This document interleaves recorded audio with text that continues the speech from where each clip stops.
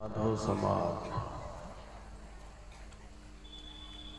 मानव जीवन का सबसे महत्वपूर्ण कर्म करने हेतु पधारे हुए सत्संग प्रेमी सज्जन वृंद, माताओं तथा बहनों,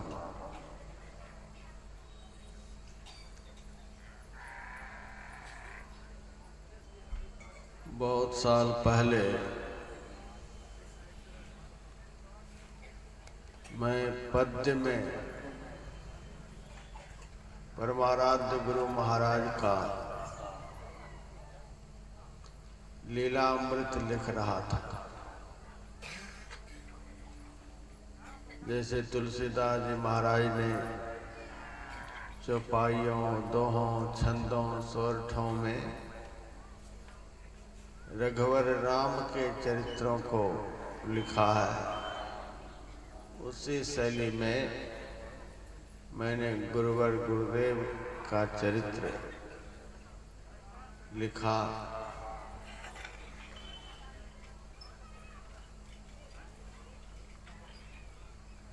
महर्षि में ही अभिनंदन ग्रंथ, महर्षि में ही चरित्र और भी जितने ग्रंथों में गुरु महाराज का चरित्र था, सबका समावेश पद्य में मैंने किया।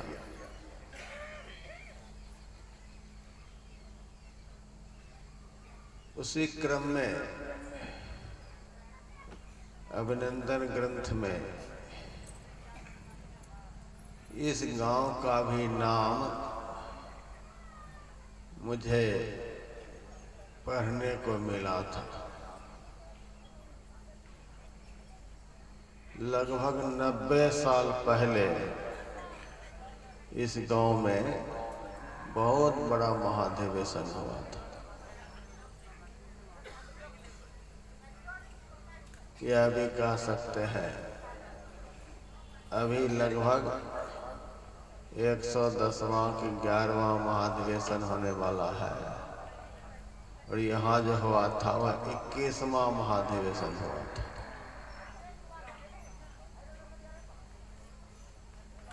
उस वक्त 300-400 लोग महाधिवेशन में होते थे। उसी समय परमाराध्य गुरुदेव इस गांव में पधारे थे। संत में ही लीलामृत जब मैंने लिखा तो 263 पृष्ठ में कुसापुर गांव का नाम आया।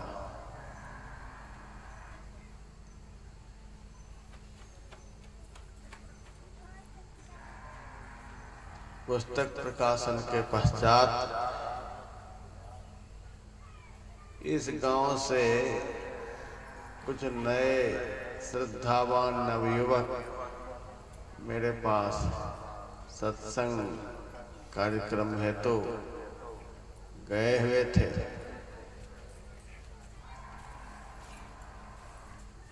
मुझे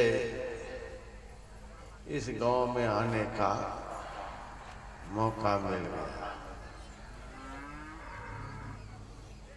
जिस गांव में हमारे परमाराध्य गुरुदेव पधारे हैं, उस गांव को मैं गांव नहीं कहता हूं, वह गांव हमारी श्रद्धा में बहुत बड़ा तीर्थ स्थान है और समग्र तीर्थों में गुरु तीर्थ सबसे बड़ा माना गया है। चैतन्य महाप्रभु तीर्थों में भ्रमण करते हुए जब एक गांव में गए तो वहां की धूलि में लोटपोट करने लगे। उनके साथियों ने कहा, गौरांग, इस गांव में क्या विशेषता है जो यहाँ की धूल में आप लोटपोट कर रहे हैं? यहाँ न कोई मंदिर दिखलाई देता है, न कोई तीर्थ स्थान की उपाधि यहाँ प्राप्त है। क्या देखकर आपके अंदर इतनी श्रद्धा उमड़ रही है? गौरांग महाप्रभु ने कहा था, देखो जी, यह गांव बहुत बड़ा तीर्थ के रूप में हमें दिखलाई दे रहा है, क्योंकि यह गांव हमारे लिए गुरु तीर्थ के रूप में है। यहाँ हमारे गुरुदेव हमें दर्शन दिए थे। इस गांव का अहोभाग्य है और इस गांव के निवासियों का भी अहोभाग्य है, जहां 90 साल पूर्व महाधिवेशन परमाराध्य गुरुदेव के माध्यम से संपन्न हुआ है। उसी पुण्य प्रताप से आज भी यहाँ सत्संग का कार्यक्रम आरंभ हुआ है। भगवान शिव और पार्वती जी कैलाश से जब नीचे उतरे तो एक स्थान पर खड़े हो गए, उस स्थान को नमन किया और वहाँ की मिट्टी को अपने मस्तक पर धारण किया। पार्वती जी कहती हैं, आप बड़े विचित्र आदमी हैं, न कोई मंदिर, न कोई मस्जिद, न कोई गुरुद्वारा, न कोई तीर्थ स्थान, जहीं तहीं आप प्रणाम करने लग जाते हैं, क्या है यहाँ पर? शिव जी ने कहा, आगे बताऊंगा, चलो। कुछ दूर आगे गए, फिर खड़े हो गए, उस स्थान को प्रणाम किया, वहाँ की मिट्टी को मस्तक पर धारण किया। पार्वती जी पूछती है, फिर आपका वही काम, यहाँ कौन सा तीर्थ है, कौन सा मंदिर है, किसको प्रणाम कर रहे हैं? शिव जी ने कहा, चलो आगे बताऊंगा। तीसरी जगह इसी तरह से सत्संग का कार्यक्रम चल रहा था। भगवान शिव बड़े आराम से उस स्थान को प्रणाम कर पीछे बैठ गए और पार्वती जी से कहा कि तू भी बैठ जा। सत्संग संपन्न हुआ, फिर से उस स्थान को प्रणाम किया, वहाँ की मिट्टी को मस्तक पर धारण किया, आगे बढ़े। पार्वती जी कहती हैं, यहाँ सत्संग हो रहा था, इस स्थान को आपने प्रणाम किया, अवश्य ही सत्संग की बड़ी महिमा है। वह स्थान प्रणम्य हो जाता है, पूजनीय हो जाता है। आपने प्रणाम किया, मिट्टी को मस्तक पर धारण किया, लेकिन दो जगह जो आपने प्रणाम किया, वहां की मिट्टी को मस्तक पर धारण किया, वहां पर क्या था? शिव जी ने कहा, पहली जगह जो मैंने प्रणाम किया, उस स्थान पर 100 साल पहले सत्संग हो चुका है। वह स्थान तीर्थ स्वरूप मुझे दिखलाई दे रहा था, इसीलिए मैंने प्रणाम किया। और दूसरी जगह 100 साल के बाद वहां सत्संग होने वाला है, वह स्थान तप कर रहा है, वह तपोमय स्थान है जो सत्संग के लिए तप कर रहा है। इसीलिए मैंने उस स्थान को भी प्रणाम किया। जहां 100 साल पहले सत्संग हो चुका है, वह स्थान भी प्रणाम के योग्य। जहां 100 साल के बाद होने वाला है, वह स्थान भी प्रणाम के योग्य। जिस कर्म से धरती प्रणम्य हो जाती है। धरती चेतन तत्व नहीं है, वह जड़ तत्व है। जिस कर्म से, जिस कार्य से जड़ पवित्र हो जाता है, जड़ तत्व प्रणम्य हो जाता है, उस कर्म को यदि चेतन करे अर्थात मनुष्य करे, वह मनुष्य क्यों नहीं पवित्र हो जाएगा? वह मनुष्य क्यों नहीं प्रणम्य हो जाएगा?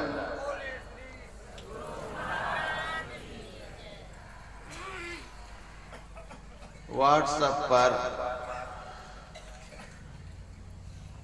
यहाँ जो भूमि पूजन हुआ था और मेरे मोबाइल पर भी गया था।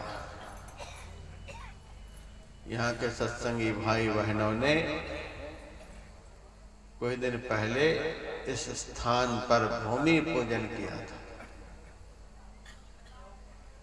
किस उपलक्ष्य में? यहाँ 21-22 नवंबर को सत्संग होगा। कई दिन पहले ही इस स्थान पर भूमि पूजन हुआ और इस क्षेत्र के विधायक महोदय भी शायद थे ही। बहुत सारे सत्संगी भाई बहन भी विद्यमान थे। सत्संग आरंभ हुआ है आज और यह भूमि पूजने के योग्य हो गई बहुत दिन पहले।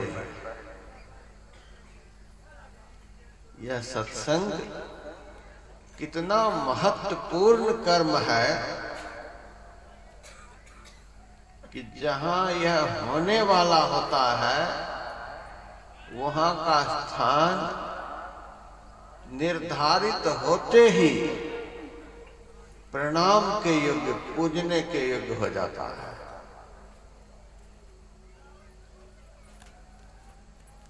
और आप लोग जो यहाँ बैठे हैं,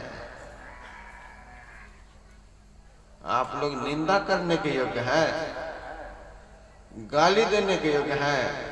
कदापि नहीं। जिस कर्म से स्थान पूजनीय हो जाता है, जड़ पूजनीय हो जाता है, उस कर्म से तो आदमी इतना पवित्र हो जाता है कि देवताओं के लिए भी वह प्रणाम के योग्य बन जाता है।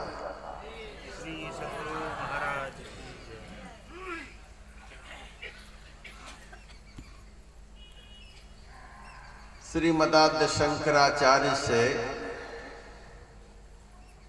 शिष्यों ने पूछा था, किं दुर्लभम लोके, हे आचार्य, इस संसार में सबसे दुर्लभ क्या है? सबसे महाकठिन चीज क्या है? किं दुर्लभम लोके। आचार्य शंकराचार्य ने सोना को, चांदी को, हीरा को, जवाहर को, लाल को, मणि को, पैसे को, प्रधानमंत्री को, राष्ट्रपति को, किसी देवी देवता को, स्वर्ग वैकुंठ को दुर्लभ नहीं बतलाया। आचार्य शंकर ने 5 चीजों को सबसे दुर्लभ बतलाया है। दिल दिमाग आप लोगों का दुरुस्त हो तो याद रखिएगा, फिर आपको छाती पीटना नहीं पड़ेगा। हाय हमको कुछ नहीं है,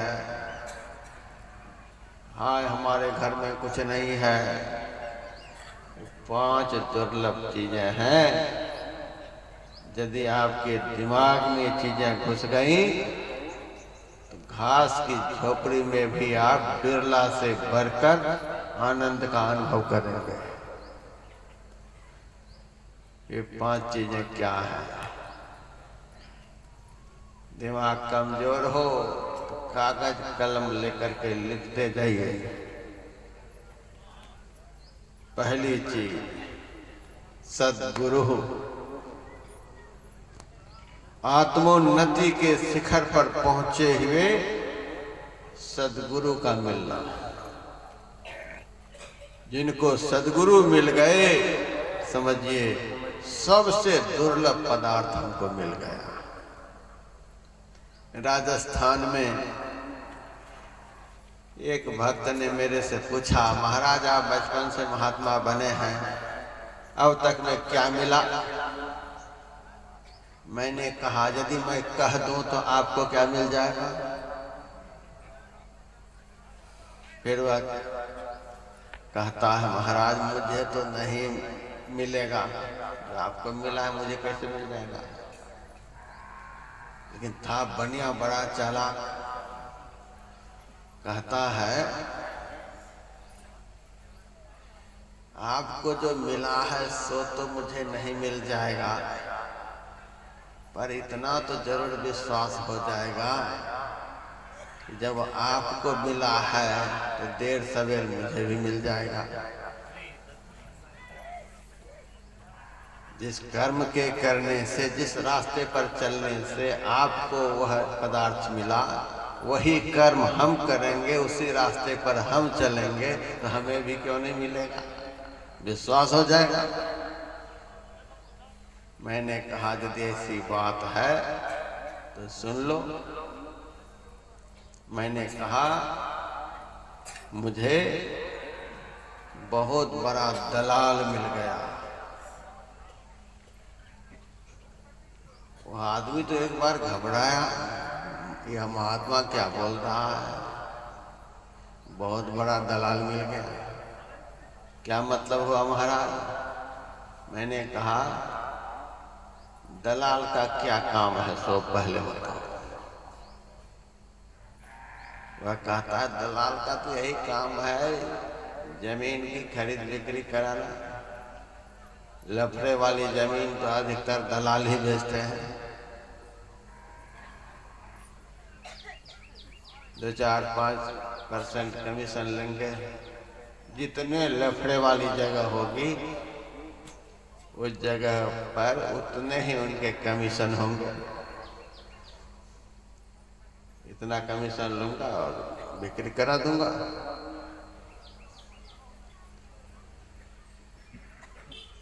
तो जमीन की बिक्री करा देता है, खरीदवा देता है। आजकल तो शादियों के लिए भी दलाली चलती है। कैसी भी कानी कुबड़ी लड़की क्यों न हो, दलाल को दिखा दीजिए, कह दीजिए 10% कमीशन, 10 लाख हम खर्च करेंगे, उसमें से 1 लाख तुम्हारा हो जाएगा, किसी तरह से शादी करवा दो। वो लड़के वाले के सामने उस लड़के की इतनी बुराई करेगा, इतनी बुराई करेगा कि लड़के वाला तो भाग भाग हो जाएगा। चलो कर ही लेते हैं। लड़का कहता भी मूर्ख पागल क्यों न हो,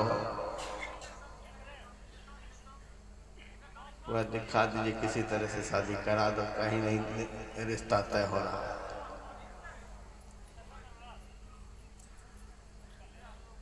उसका भी काम बना देता है, उस लड़के की बड़ी बड़ाई करेगा, ऐसा है वैसा है वैसा है, अजमेर शरीफ से पढ़ करके आया है, गुजरात से पढ़ कर आया है, कहाँ कहाँ क्या क्या बता देगा, रिश्ता करा ही देगा। जो काम बहुत बिगड़ा हुआ होता है उस काम को भी दलाल दलाली करके करा देता है। सबसे बिगड़ा हुआ दुनिया में कौन सा काम है? जिससे बिगड़ा हुआ कोई काम नहीं हो। सबसे बिगड़ा हुआ काम तो हमारा ही है। हमारा काम सबसे बिगड़ा हुआ, वह कौन सा काम है? परमात्म सो आत्मा जुदा रहे बहुकाल। अनादिकाल से परमात्मा से यह जीव बिछड़ा हुआ है। रहते हैं एक ही साथ, रहते हैं एक ही जगह, रहते हैं एक ही घर में, लेकिन आज तक दर्शन नहीं हुआ। और उनके दर्शन के बिना जीवन में कभी शांति भी मिलने को नहीं है, जीवन में सुख भी कभी मिलने को नहीं है, जीवन में आनंद भी मिलने को नहीं है। हम तो दुनिया में घूमते हैं, सब तरह के लोगों को देखते हैं, किसी न किसी तरह से सब परेशान है। नानक दुखिया सब संसार, सब दुखी है। दुखालय शाश्वतम, भगवान कृष्ण ने गीता में कहा, यह संसार शाश्वत दुख का घर है। यहाँ हम लोग आनंद का बधावा बजाने के लिए नहीं आए हैं, यहाँ अपने अपने किए हुए कर्मों का लेखा जोखा चुकाने के लिए आए हैं। जब तक उस परमात्मा का दर्शन नहीं होगा, तब तक दुख से कभी पिंड नहीं छूटेगा। सारी दुनिया का सब कुछ एक आदमी को मिल जाए तो भी दुख से पिंड नहीं छूटेगा।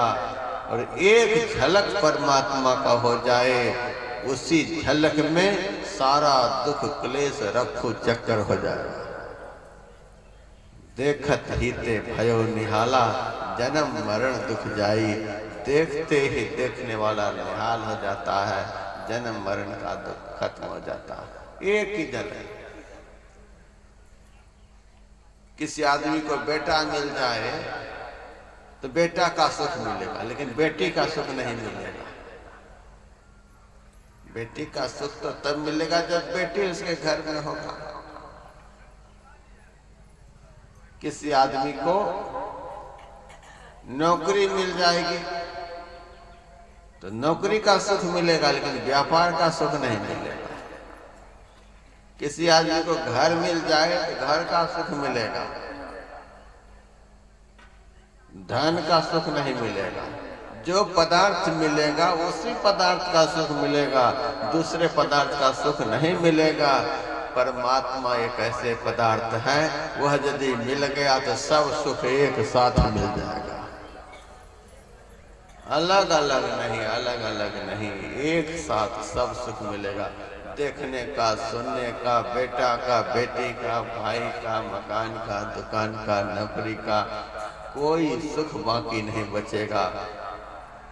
और एक बार मिल जाने के बाद फिर ऐसा नहीं वह सुख गायब हो जाएगा। एक ही बार में सब कुछ मिल जाता है। देखत ही ते भयो निहाला, जन्म मरण दुख जाई। भक्त निहाल हो जाता है। वह परमात्मा जिनके दर्शन मात्र से जीव निहाल हो जाता है, हमारे अंदर में, हम भी अंदर में, दोनों अंदर में, लेकिन आज तक दर्शन नहीं हुआ। दर्शन के बिना दुख से पिंड नहीं छूट रहा। कितना बड़ा लफड़ा है। 3.5 हाथ के शरीर में हम भी रहते हैं, हमारे परमात्मा भी रहते हैं। दर्शन नहीं, दर्शन के बिना जीवन में आनंद नहीं। कितना यह उलझा हुआ काम है। इस उलझे हुए काम को कौन करा सकते हैं संसार में? प्रधानमंत्री से संभव है, राष्ट्रपति से संभव है, मुकेश अंबानी, अनिल अंबानी से संभव है? दुनिया में किसी से संभव है? किसी से नहीं। इस महाकर्म को कौन संभव बना सकते हैं? इस उलझन को कौन संसार में सुलझा सकते हैं? इस बिगड़े हुए काम को कौन संभाल सकते हैं? उस आदमी का क्या नाम है? सुंदरदास जी महाराज कहते हैं, परमात्म सो आत्मा जुदा रहे बहुकाल, सुंदर मेला कर दिया सतगुरु मिला दलाल। सदगुरु रूपी दलाल जिनको जीवन में मिल गए, जन्म जन्म का यह बिगड़ा हुआ काम एक ही क्षण में खत्म हो जाएगा, संभल जाएगा। जो काम कोई भी नहीं करा सकते, जिस उलझन को कोई भी नहीं सुलझा सकते, एक ही क्षण में सदगुरु सुलझा सकते हैं। सुंदर मेला कर दिया सतगुरु मिला दलाल। इतना उलझा हुआ काम तुरंत सुलझा दिया। विशेषता यही है, कमीशन कुछ भी नहीं लेते हैं। सबसे बड़ा उलझन है, सबसे बड़ा उलझा हुआ काम, लेकिन कमीशन एक भी पैसा नहीं। जो कमीशन लेकर यह काम करे वह ढोंगी है, वह पाखंडी है, वह किसी जन्म में सदगुरु नहीं बन सकता है। जो पैसे लेकर, पैसे के लालच मन में रखकर आत्मा और परमात्मा को मिलाने की बात करे, वह साधु नहीं, ठग है। ऐसे से सावधान रहना। एक भी पैसे कमीशन नहीं। सुंदरदास जी महाराज फिर लिखते हैं, सांचो उपदेश देत भली भली सीख देत, समता सुबुद्धि देत कुमति हरत है।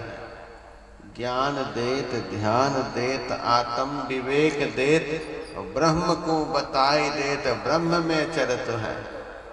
मार्ग बताई देत भाव हो भगति देत, प्रेम की प्रतीति देत अभरा भरत है।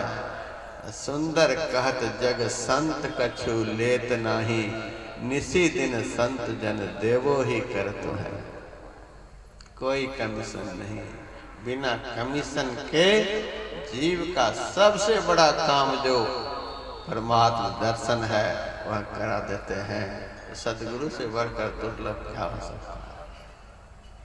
काहू से न लेन देन, काहू से न दुष्ट बैन, काहू से न बैर भाव, काहू से न घात है।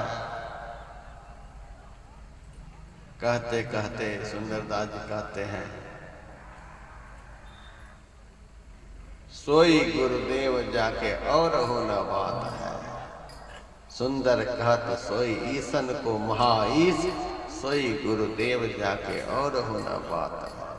लेन देन की कोई बात ही नहीं। इतना बड़ा काम जिनके माध्यम से होता है, उनसे बड़ा कौन हो सकता है। यहाँ के समाज को, यहाँ के लोगों को 90 साल पहले ही ऐसे सद्गुरु मिल गए हैं। यहाँ पर सत्संग करने के लिए गुरु महाराज आए थे। हम लोग तो बहुत पीछे हैं, आप लोग बहुत आगे हैं, इसीलिए आप लोगों का दर्शन करने के लिए हम आए हैं। दूसरा दुर्लभ पदार्थ सत्संगति ही, पहुंचे हुए संत का संग।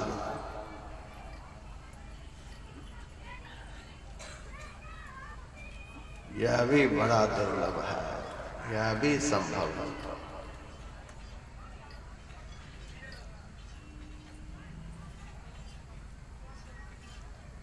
बहुत बड़ा धनवान आपको जीवन में मिल जाएगा, धन का सहयोग कर देगा। बहुत बड़ा लीडर मिल जाएगा, कोई फैक्ट्री चलवा देगा। बहुत बड़ा विद्वान मिल जाएगा, कुछ विद्या का दान कर देगा।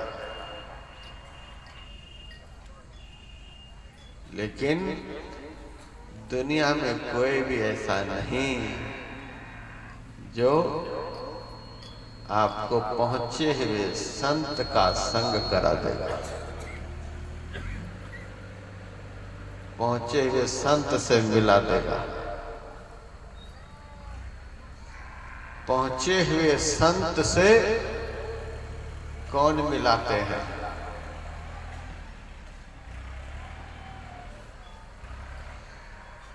विवेक चूड़ामणि में आचार्य शंकर ने लिखा है, दुर्लभम त्रयमेव तत् दैवानुग्रह हेतुकम मनुष्यत्वम मुमुक्षुत्वम महापुरुष संश्रय। तीन पदार्थ संसार में बहुत दुर्लभ हैं, जो पदार्थ परमात्मा को छोड़कर कोई दे ही नहीं सकता।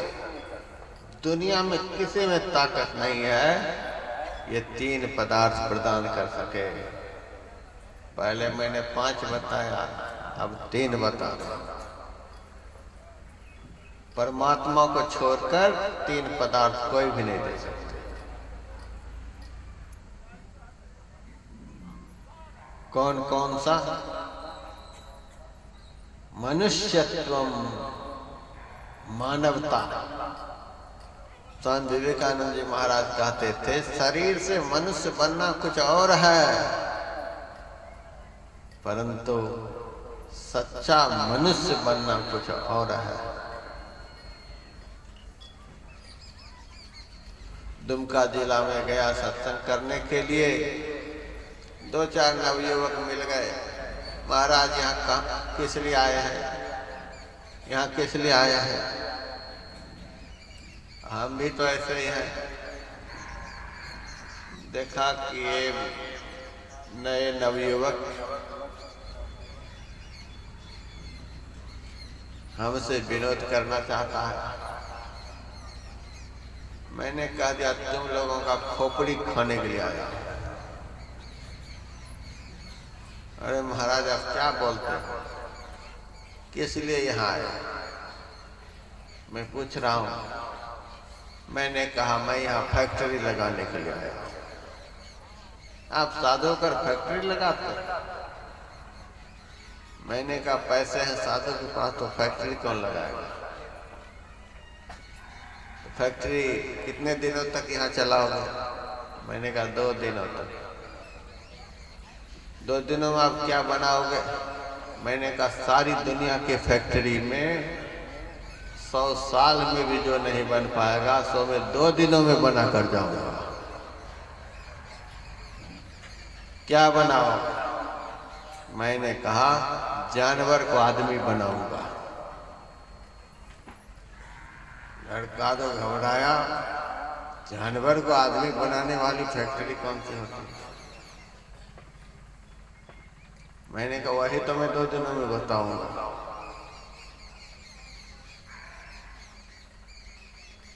जानवर को आदमी बनाने वाला इंजीनियर कहाँ से आएगा आपके पास? मैंने कह दिया कुप्पा घाट से आएगा। क्या है इंजीनियर का नाम? मैंने कह दिया सदगुरु महर्षि में परमानंद जी महाराज। वे जानवर को आदमी बना देंगे? मैंने कहा बिल्कुल बना देंगे, केवल वो पंडाल में बैठे, पान के दुकान पर बैठकर ताश खेलेगा, उसकी मैं गारंटी नहीं ले सकता। पंडाल में बैठे और दिल दिमाग को स्थिर करके बैठे, फिर बताऊंगा कैसे जानवर को आदमी बनाया जाता है। महाराज जी जानवर का आदमी बना देंगे? बिल्कुल बना देंगे। केवल आदमी ही नहीं, यदि उस इंजीनियर का साथ कोई नहीं छोड़े तो वे आदमी को भगवान भी बना देंगे। सतगुरु पशु मानुष करे, मानुष थे सिद्ध सोय, दादो सिद्ध थे देवता, देव निरंजन होय।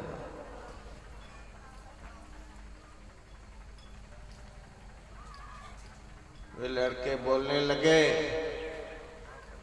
आप जानवर को आदमी बना देंगे, फिर तो इस शहर के सारे जानवरों को पंडाल में घुसा देता हूँ, बनाओ आदमी। मैंने कहा तो जानवर कहता है किसको?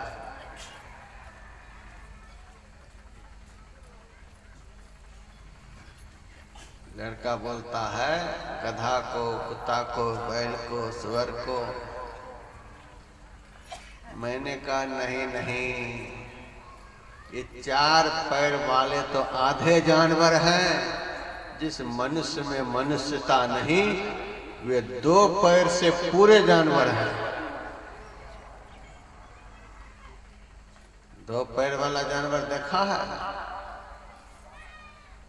येषां न विद्या न तपो न दानम न चाप शीलो न गुणो न धर्मः ते मर्त्य लोके भुवि भारभूता मनुष्य रूपेण मृगाश्चरन्ति।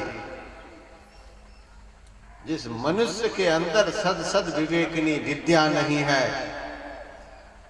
तपस्या का गुण नहीं है, दानशीलता नहीं है, महामक्खी चूस है,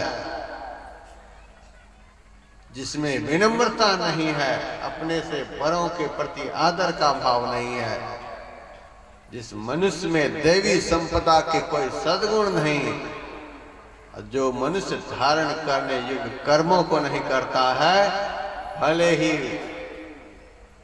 मनुष्य के रूप में दिखलाई देता है, लेकिन वह मनुष्य नहीं, मनुष्य रूपेण मृगा। मृग कहते हैं जानवर को, पशु को। मनुष्य रूपेण मृगाश्चरन्ति। और पृथ्वी का भार रूप है। पृथ्वी माता हिमालय पहाड़ को छाती पर ढोती रहती है, विंध्याचल पहाड़ को, मेरू पहाड़ को, उससे धरती माता को कोई परेशानी नहीं। लेकिन 2 पैर से जो मानवता से हीन है, उस आदमी से धरती माता छटपटाती रहती है।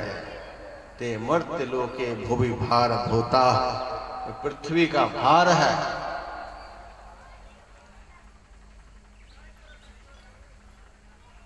आप 10 दिन की भूखी गाय के सामने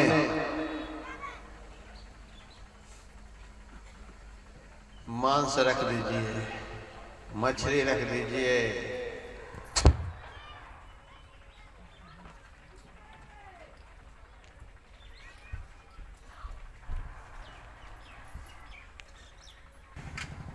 दस दिन की भूखी गाय के सामने मांस रख दीजिए, मछली रख दीजिए,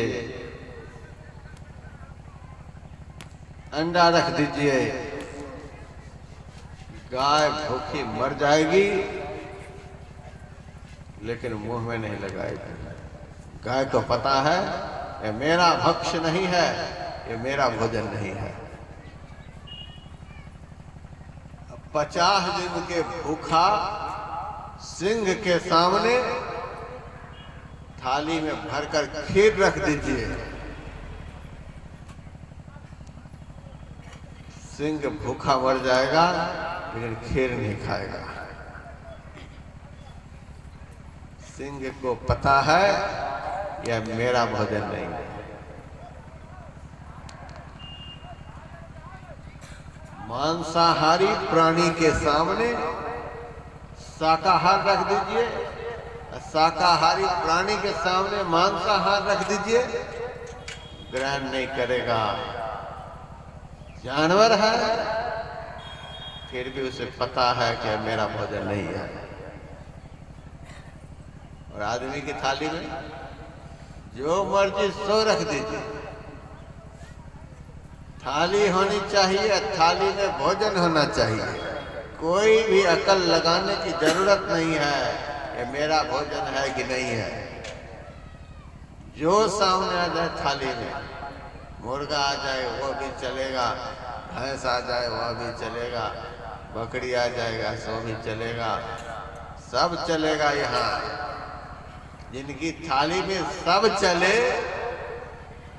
किसी पर भी विचार नहीं, क्या हम उसको मनुष्य कह सकते हैं?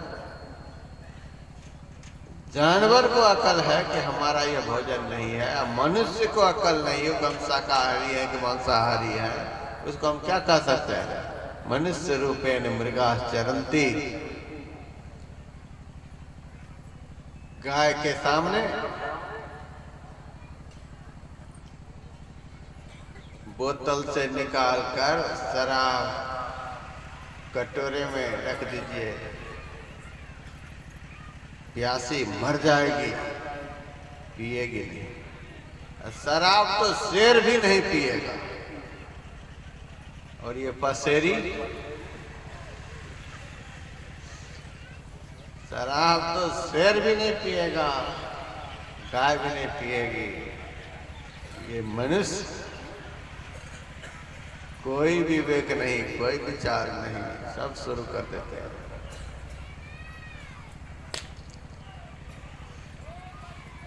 एक आदमी से मैंने 1-2 साल पहले कहा, अब तो यहाँ की सरकार ने शराबबंदी कर दी है, अब तो कोई नशा वगैरह नहीं चलता हो। अरे महाराज, अब गांजा पी रहे हैं, शराब बंद हो गई, गांजा पी रहे हैं, भांग खा रहे हैं। एक ही नशा तो सरकार ने बंद किया है, यहाँ तो 1000 है। जो मर्जी सो खाए, जो मर्जी सो पिए, जो मर्जी सो बोले, जो मर्जी सो सुने, जो मर्जी सो देखे, जहां मर्जी तहां जाए, जो मर्जी सो करे। उसको क्या कह सकते हैं? मनुष्य रूपेण मृगा चरंती।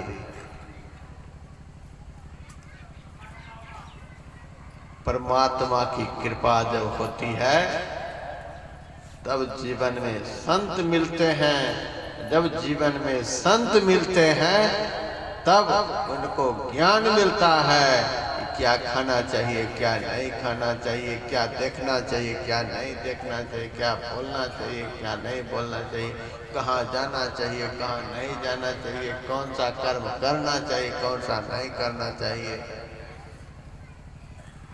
ज्ञान बढ़े गुणवान के संग। परमात्मा की जब बड़ी कृपा होती है तब मानव को मानवता प्राप्त होती है, मनुष्यत्व। दूसरी चीज मुमुक्षुत्व, मोक्ष प्राप्त करने की इच्छा। अखंड सुख को मोक्ष कहते हैं, नित्य सुख को मोक्ष कहते हैं, जन्म मरण के दुखों से छूट जाने को मोक्ष कहते हैं, आवागमन के चक्र की निवृत्ति को मोक्ष कहते हैं, परमात्मा दर्शन को मोक्ष कहते हैं, परमात्मी आनंद को मोक्ष कहते हैं, दुख के अत्यंता भाव को मोक्ष कहते हैं। इस प्रकार के मोक्ष को पाने की इच्छा जिसके दिल में जागृत हो गई तो समझिए परमात्मा की कृपा हो गई। परमात्मा जब कृपा करते हैं तब मोक्ष पाने की इच्छा होती है, दुख से छूटने की इच्छा होती है। तीसरी चीज महापुरुष संश्रय, महान पुरुषों का संग। हनुमान जी सीता जी की खोज करते हुए विभीषण जी की कुटिया पर पहुंचे। विभीषण जी ने हनुमान जी का दर्शन किया, दर्शन कर हाथ जोड़कर कहने लगे, अब मोहि भाव भरोसा हनुमंता, बिनु हरि कृपा मिलहि नहीं संता। ये हनुमान, अब हमारे मन को भरोसा हो गया, विश्वास हो गया, उम्मीद हो गई, हमारे ऊपर भगवान की कृपा है। हनुमान जी ने कहा 14,000 वर्ष से लंका में तुम राम राम कर रहे हो, अब तक विश्वास नहीं हुआ था कि राम की कृपा मेरे ऊपर है। 14,000 वर्ष से तो तप करते आ रहे हो, अब तक भरोसा नहीं हुआ था मेरे ऊपर राम की कृपा है। विभीषण जी ने कहा, राम राम 14,000 वर्ष से कर रहे हैं, तप 14,000 वर्ष से कर रहे हैं, तीर्थ धाम 14,000 वर्ष से कर रहे हैं, लेकिन विश्वास नहीं था, भरोसा नहीं था कि मेरे ऊपर राम की कृपा है। लेकिन आज हमको भरोसा हो, आज विश्वास हो। कैसे? इसीलिए आज आपका दर्शन हो गया। बिनु हरि कृपा मिला ही नहीं संता, संत तभी मिलते हैं जब भगवंत की कृपा होती है। मैं तो आप लोगों से यह कहना चाहता हूं, अभी आप लोगों से कोई पूछे आप लोग कहाँ बैठे हैं,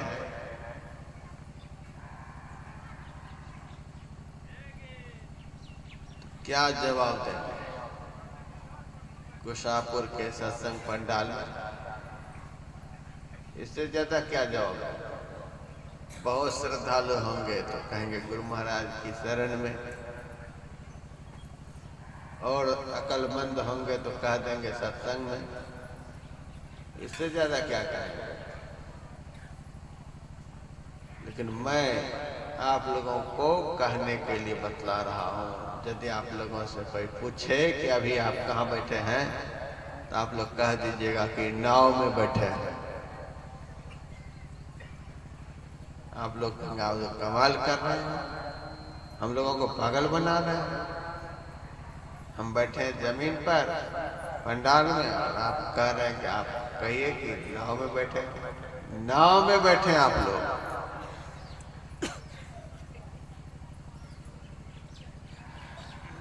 नाव तो पानी में रहती है, यहाँ भी पानी है, यहाँ तो इतना पानी है क्या कहा जाए। इस संसार को भवसागर कहा गया है। सागर में तो आदमी पानी में डूबता है, अब भवसागर में तो बिना पानी के ही डूबता है।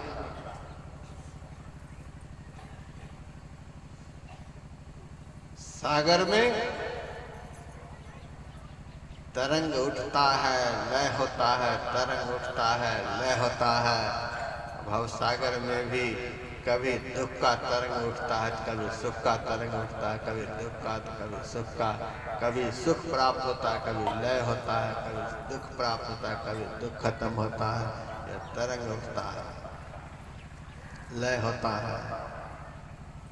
यह संसार भवसागर है। हम लोग भवसागर में पड़े हैं, बिना पानी के ही सब डूब रहे हैं। ऐसा सागर देखे होंगे कहीं? बिना पानी के आदमी डूब, आदमी को कौन कहे, चींटी से लेकर ब्रह्मा तक डूब रहे हैं।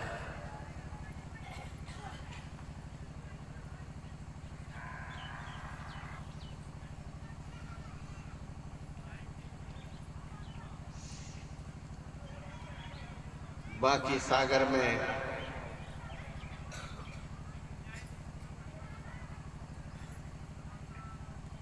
तो जिंदा डूबता है, भवसागर में जिंदा भी डूबता है, मुर्दा भी डूबता है, सब डूबता है। बड़ा विचित्र है सागर।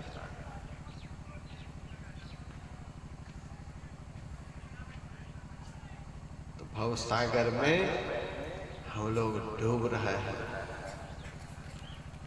लेकिन आज आप लोग डूबते हुए ऐसी जगह पर आ गए हैं जहां कोई डूब नहीं सकते।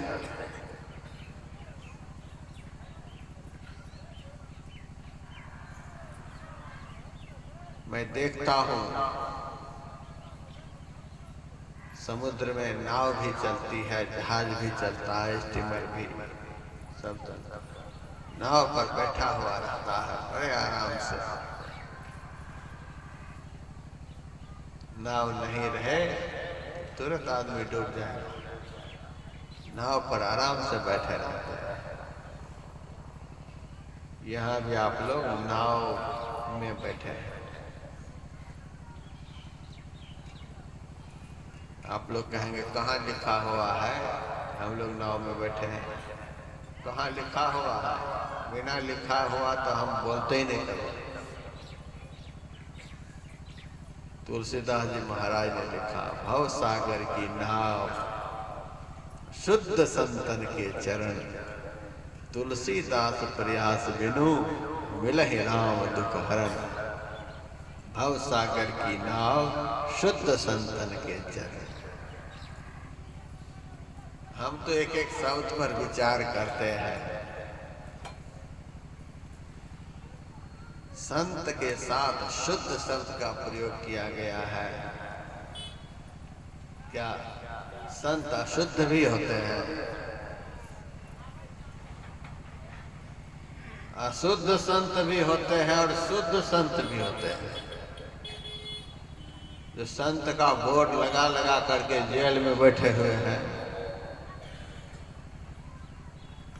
संत का बोर्ड लगा लगा करके दुनिया को मूर्ख बना रहे हैं, वह शुद्ध संत हैं। जो बिना बोर्ड लगाए ही सबको भवसागर से पार उतारने का दम रखते हैं, वो शुद्ध संत है। भवसागर की नाव शुद्ध संतन के चरण, पहुंचे हुए संत सदगुरु के चरणों का जिन्होंने आश्रय ले लिया, अब वह डूबेगा नहीं।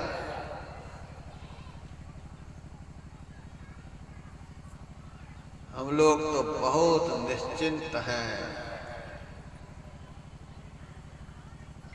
हम बहुत निश्चिंत हैं।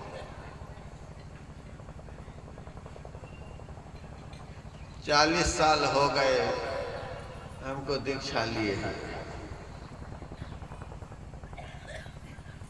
गुरु महाराज को भी मैंने कई सालों तक देखा। पूज्यपाद महर्षि संसेवी परमानंद जी महाराज को देखा।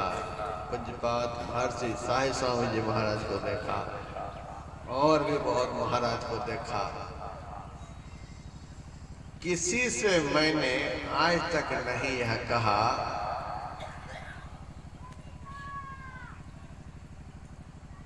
हमको ध्यान में कुछ नहीं मिलता है, हमने ध्यान में कुछ नहीं देखा है, इतने साल हो गए कुछ नहीं मिला है।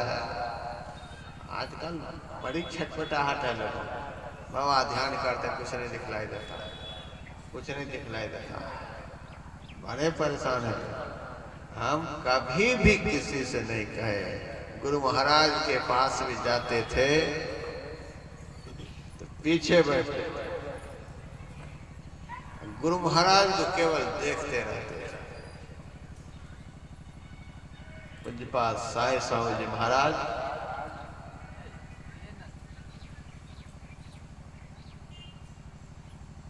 एक भजन बनाया, तेरा दीदार क्या ही अजब था, निगाह जिसका पड़ा जैसा जब था, झूम जाता था मन होता ऐसा अमन, सुन तराना तेरा जाना चमन का वीराना। गुरु महाराज को हम देखते रहते थे, एक टक से देखते। क्या इनसे कहना, ध्यान में कुछ नहीं दिखलाई देता है, भजन करता कुछ नहीं मिलता है। गुरु महाराज का मंत्र हमको मिल गया। उन्होंने मुझे अपना शिष्य बना लिया। अब क्या बाकी रह गया? हम सदगुरु महाराज के शिष्य कहला गए, अब क्या बाकी रह गया?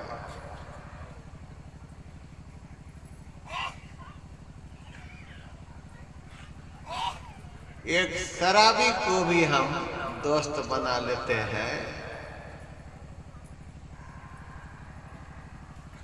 एक आध बोतल तो पिला ही देता है।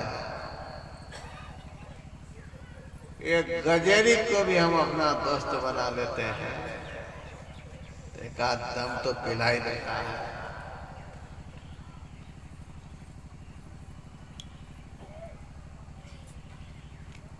हमने सदगुरु महाराज को अपना परम मित्र बना लिया, तो क्या ये हमको अमृत नहीं पिलाएंगे? अपने पी करके रह जाएंगे।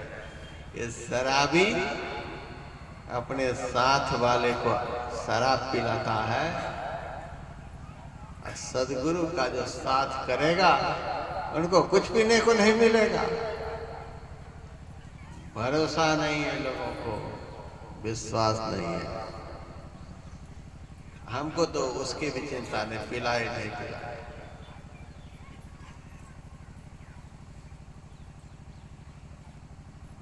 सदगुरु महाराज के हम हो गए, हम इनके शिष्य हैं, इतना कहला गए, कम बात नहीं है।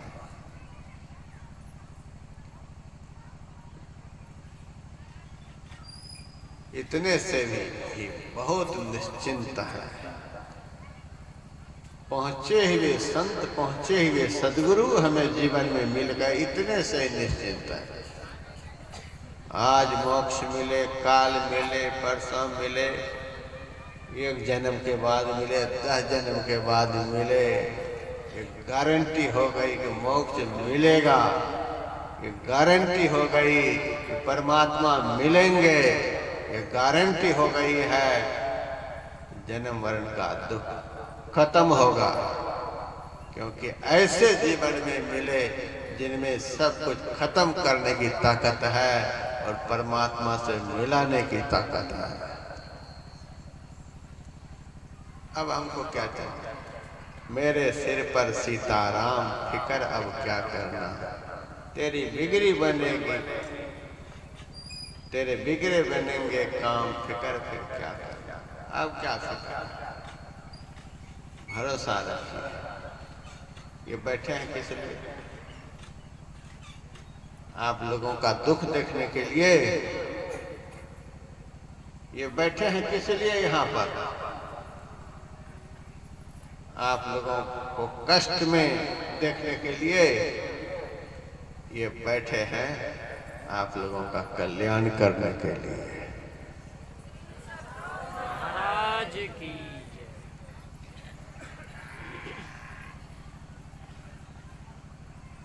मैं आ रहा था,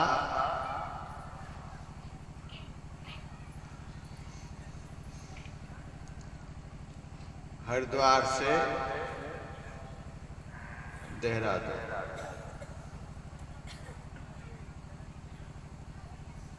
बस में था, बस में इतनी भीड़ थी, बैठने की जगह कड़ी पकड़कर बीच में खड़ा था।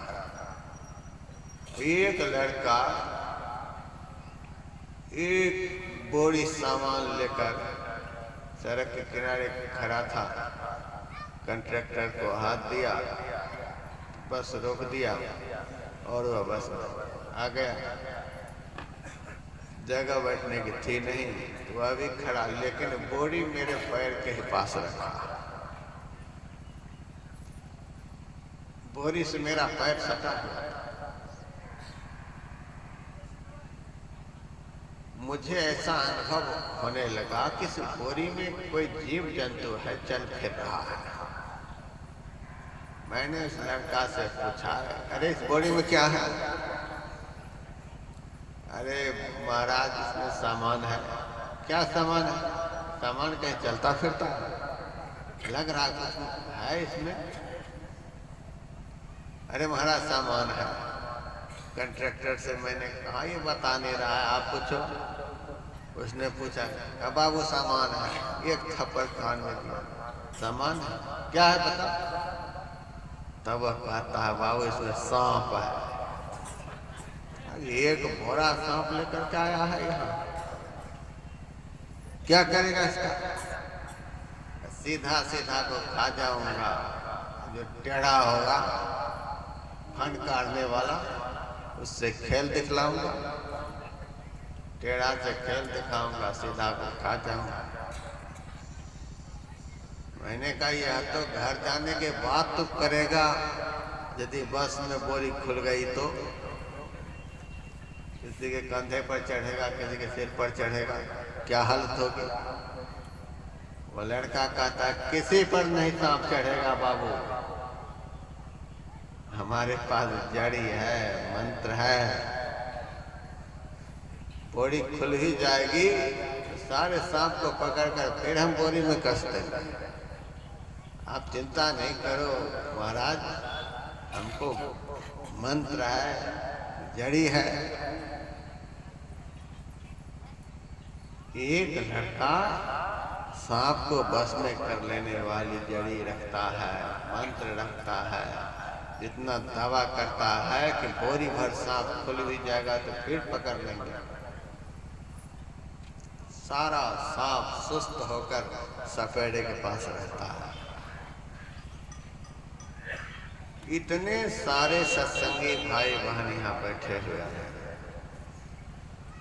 अभी आप लोगों का मन जलेबी खाने के लिए भाग रहा है, नाश्ता करने के लिए भाग रहा है, कहीं जा रहा है, बड़े आराम से सत्संग वचन सुन रहे हैं। आरती होने दीजिए फिर देखेगा। यहाँ से जाते ही मन क्या क्या करेगा, कहाँ कहाँ लेकर के जाएगा पता नहीं। यहाँ सबका मन शांत है, स्थिर है। कुछ तो कारण रहा होगा। कारण यही है कि बहुत बड़े सपेड़े के पास आप लोग बैठे हुए हैं। गुरु महाराज बहुत बड़ा सपेड़ा, इससे बड़ा सपेड़ा कौन हो सकता है, जो दुष्टेन्द्रियण नाग गण विषा पारी है, सदगुरु सुगारुरि सकल संघारी, भने में ही सोई परम गुरु नमामि नमामि नमामि नमामि नमामि। दुष्ट इंद्रिय रूपी नाग को बस में करने वाले सदगुरु होते हैं, संत होते हैं। बहुत बड़े सपेरे के पास हम लोग बैठे हुए हैं। इसीलिए अभी जितने भी सत्संगी भाई बहन हैं, सबके अंदर मन रूपी नाग शांत है। अभी ज्यादा इधर उधर करेंगे तो पकड़ ही लेंगे, उछल कूद मचाएंगे तो पकड़ ही लेंगे। सपेरा के सामने नाग शांत हो जाता है, उसी तरह से सदगुरु के सामने मन रूपी नाग शांत हो जाता है। ऐसे सपेरे के सामने हम बैठे हैं, फिर किस बात की चिंता है कि सांप खा जाएगा।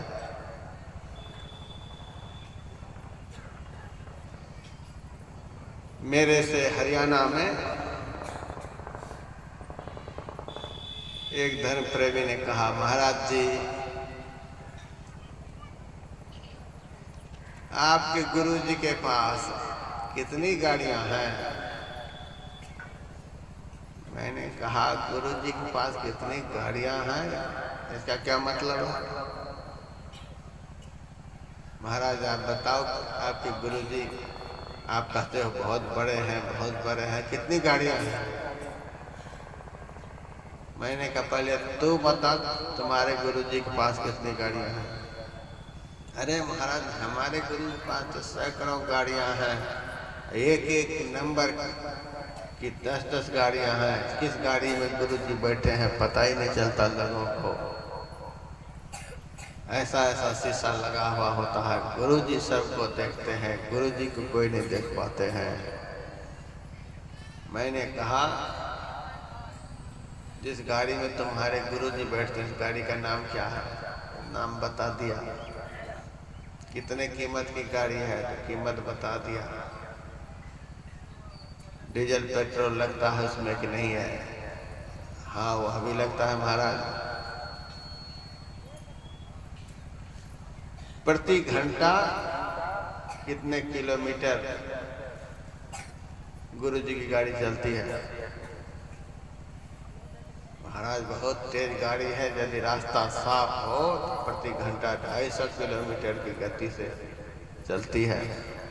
मैंने कहा तुम्हारे गुरुजी के पास तो बिल्कुल घटिया गाड़ी है।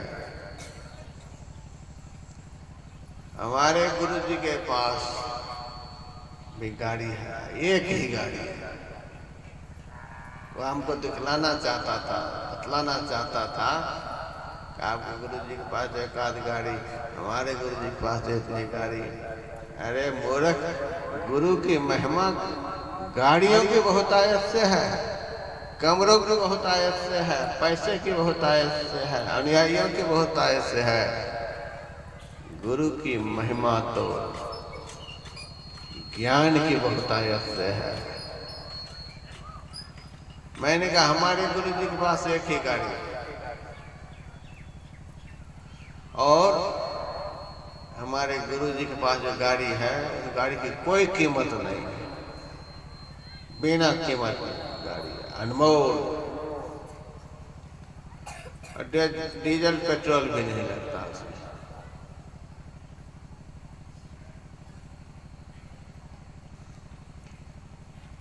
कहा चलती है किस गति से? मैंने कहा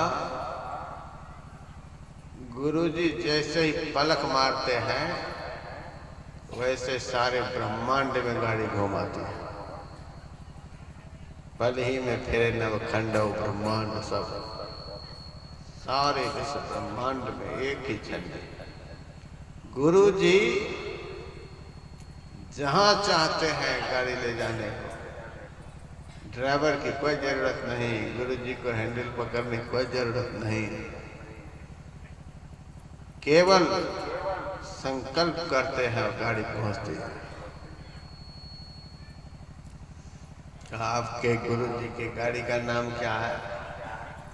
हमारे गुरुजी की गाड़ी का नाम है मन। हमारे गुरुजी मन की सवारी करते हैं। मन के मते न चालिए, मन के मते अनेक, जो मन पर असवार है वह साधु कोई एक।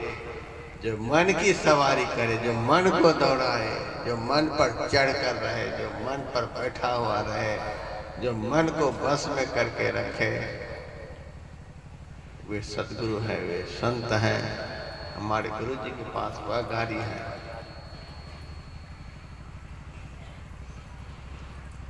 अब 2 साल के बाद फिर उसी शहर में मैं गया सत्संग करने। हमें तो पता हो ही गया था कि गुरुजी आजकल कहाँ हैं। तो चला आया मेरे पास, पीछे बैठा।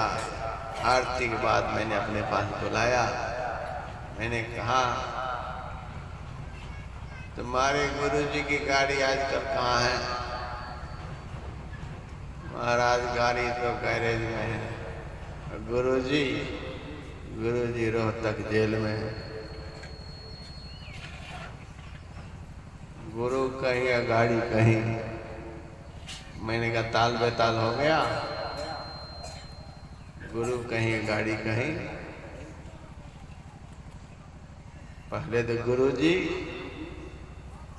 अंदर में बैठे होते थे, वे सबको देखते थे, उनको कोई नहीं देखता था। अब गुरुजी किसी को नहीं देख पाते, गुरुजी को सब देख रहे हैं।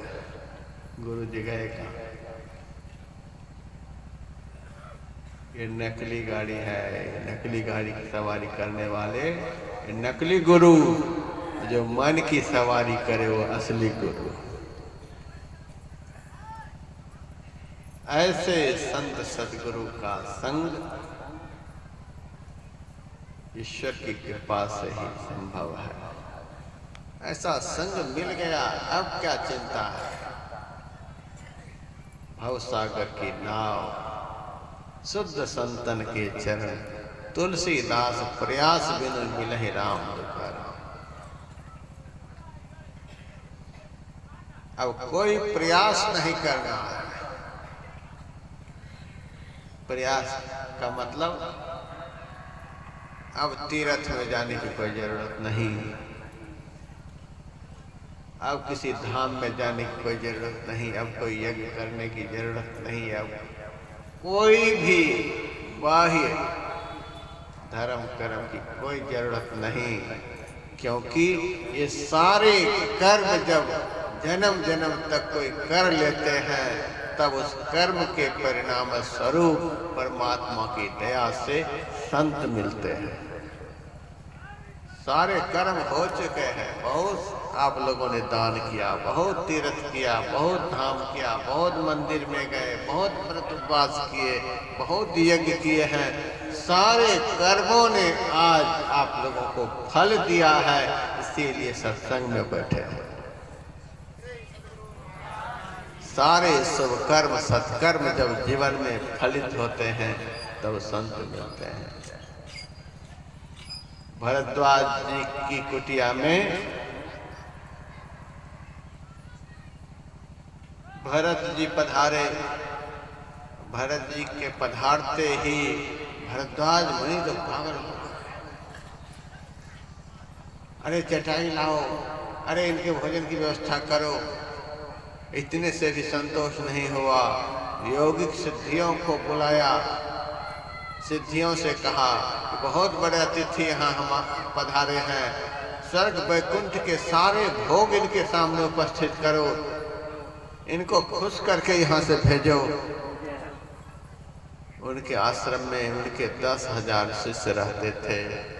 सबों ने हाथ जोड़कर कहा, गुरुदेव, इसी कुटिया में राम पधारे थे, उनके लिए अपने चटाई बिछा दी, पत्ते के दोने में कंदमूल फल ला करके रख दिया और चलने लगे तो बड़े प्यार से अपने विदा कर दिया। ये तो उनके छोटे भाई हैं, इनके पधारने पर आप इतने ताम झाम कर रहे हैं, इतने खुश हो रहे हैं, इतनी व्यवस्था में लग गए हैं, क्या ये उनसे भी बढ़कर है? भरद्वाज मुनि ने कहा, हे शिष्यों, हमारे जन्म जन्म के पुण्य के फल से हमारी कुटिया में राम पधारे और राम के दर्शन के पुण्य से आज हमारी कुटिया में भरत संत पधारे हैं।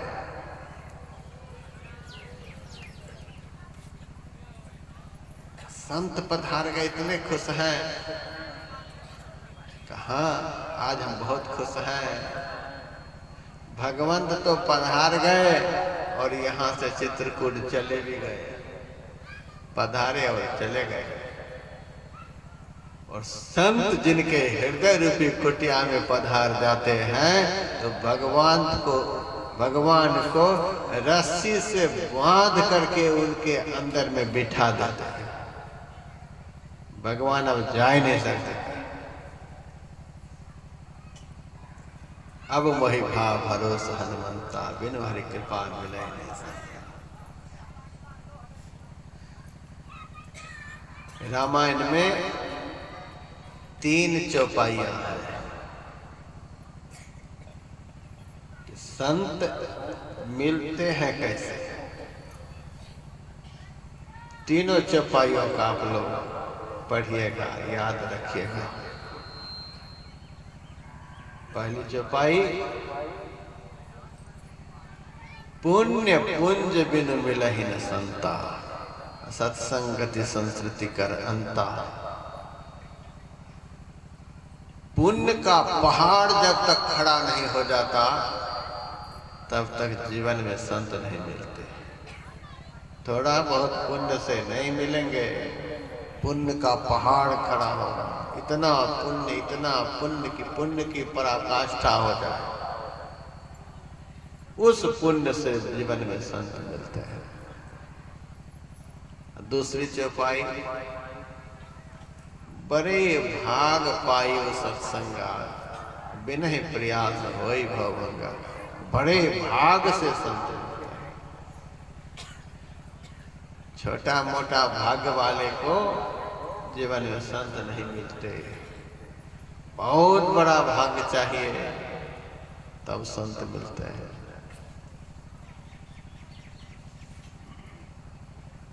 तीसरी चौपाई, अब मोहि भाव भरोसा हनुमंता, बिनु हरि कृपा मिलहि नहीं संता। जिनके ऊपर ईश्वर की बहुत बड़ी कृपा होती है उनको संत मिलते हैं। मेरे से एक आदमी ने पूछा, महाराज हमें कैसे पता चले कि संत हमको बड़े भाग्य से मिले हैं, पुण्य पुंज से मिले हैं, कि परमात्मा की कृपा से मिले हैं, यह कैसे पता चले? अब सुनिए आप लोग, संत के मिलने पर भी जिनके मन में बेटा बेटी से मिलने की इच्छा बनी ही रहती है, वहां जाकर के महाराज एक बेटा मिल जाए, एक बेटी मिल जाए, दुकान चल जाए, फैक्ट्री चल जाए, यह हो जाए, वह हो जाए, वह हो जाए।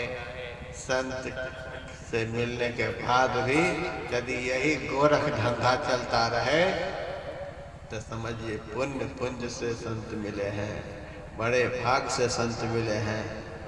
जब संत से मिलने के बाद भगवंत से मिलने की इच्छा जागृत हो जाए तो समझिए ईश्वर की कृपा से संत मिले हैं। अब देख लीजिए आप किस तरह से मिलना चाहते हैं। ईश्वर की कृपा से संत मिलते हैं, तीनों दुर्लभ पदार्थ। और आचार्य शंकर बतला रहे हैं 5 दुर्लभ पदार्थ संसार में है। सदगुरु का मिलना और संत का संग मिलना, सत्संगति ही, यह दुर्लभ पदार्थ है जो आज आप लोगों को मिला हुआ है।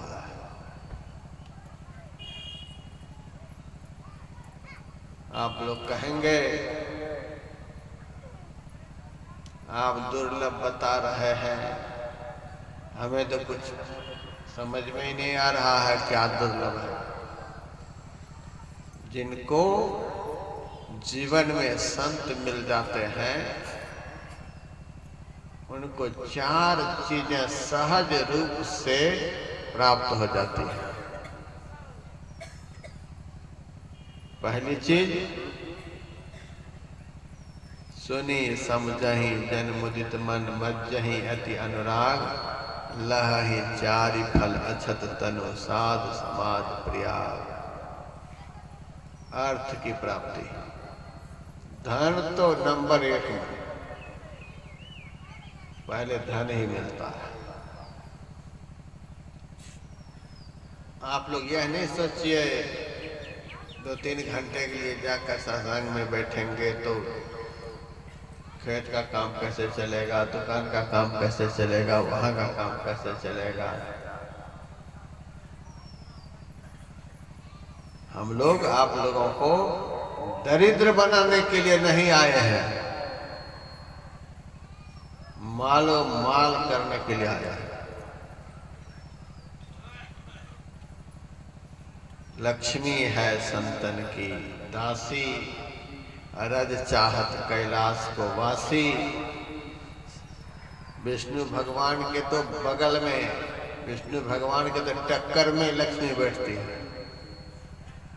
हम भी आपके बगल में, आप मोदी जी हैं तो हम अमित शाह हैं, बगल में। उसी तरह से आप विष्णु भगवान है तो हम लक्ष्मी हैं, हम भी कम नहीं है।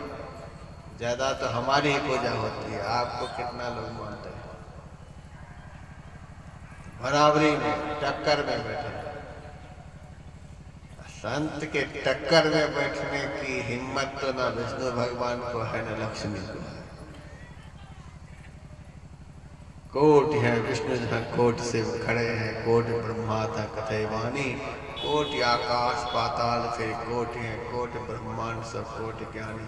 कोटि देवी जहाँ खड़ी है चेरियाँ, कोटि फन सहस नाम मरम जानी। दास पलटू कहे बड़े दरबार में, इंद्र है कोटता भरे पानी। ऐसे दरबार में हम लोग आज बैठे हुए। दरबार हजारों देखे हैं पर तुझसा कोई दरबार नहीं। ऐसे दरबार बैठे। यहाँ लक्ष्मी की जगह कहाँ है? लक्ष्मी है संतन की दासी, चरणों में, संत के चरणों में लक्ष्मी का निवास है। अब पति पत्नी को कह दे तो उनके घर चली जा, उनको यह सामान दे दे, तो पत्नी एक बार कह दे अच्छा जाऊंगी, अच्छा दे दूंगी। मालिक यदि नौकरानी से कह दे तो यह काम कर, तो फौरन करेगी।